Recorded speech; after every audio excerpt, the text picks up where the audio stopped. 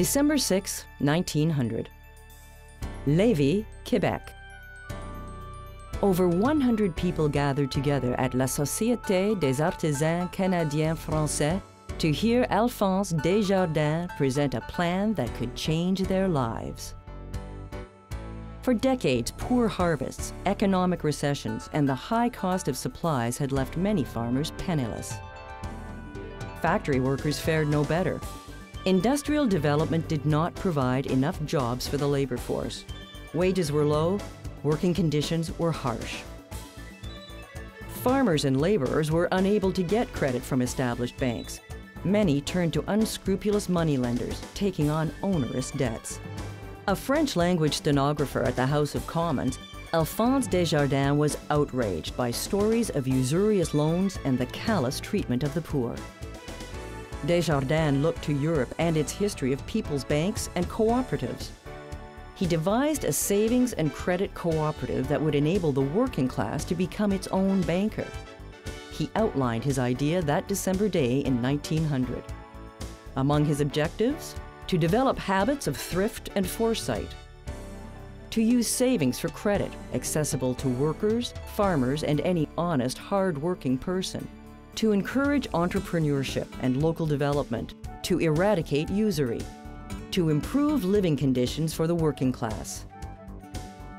Several weeks later, on January 23, 1901, La Caisse Populaire de Lévis opened in the home of Aphonse and Dorimène Desjardins.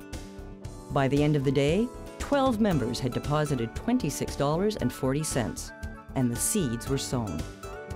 From that modest beginning, the concept of a savings and credit cooperative spread throughout North America. Aphonse Desjardins helped form 164 Caisses Populaires or credit unions in Quebec, Ontario, and the United States before his death in 1920. Dorimène Desjardins was a strong and active supporter of her husband's cause. From 1900 to 1906, when the Caisse Populaire de Lévis was housed in the family residence, she was largely responsible for its management.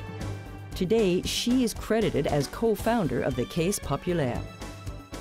Aphonse Desjardins' project gained support from the Catholic clergy, social leaders, and politicians. In Ontario, George Keane, one of the founders of the Cooperative Union of Canada, was an enthusiastic ally and maintained a lengthy correspondence with Desjardins. Today, Desjardins is the largest cooperative financial group in Canada with well over 5 million member owners, including Canada's Governor-General, Michaël Jean.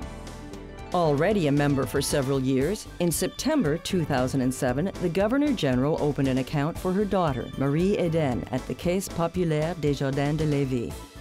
Following her visit to Maison Aphonse Desjardins, now a historic monument and museum, the Governor-General paid tribute to a remarkable man.